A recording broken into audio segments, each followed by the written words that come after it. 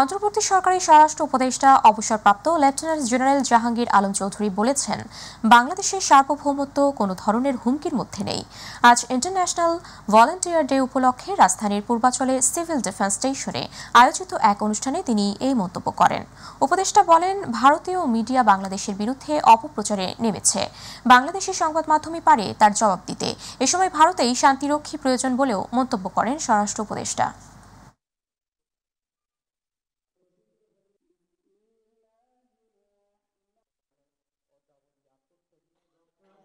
ভারতীয় মিডিয়া এরা বাংলাদেশ সম্বন্ধে অপপ্রচার চালাচ্ছে, এটার জবাব কিন্তু আপনারাই দিতে পারেন সত্যি ঘটনা প্রকাশ করে।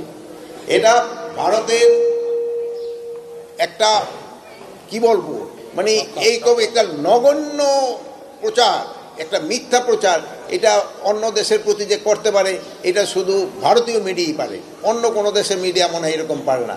এটার প্রতি উত্তর আপনারা সত্যটা প্রকাশ করে আপনারা দিবেন। আপনারা, আমরা যারা এই দেশে আছি আমরা সবাই একসাথে এটার প্রতিবাদ করব।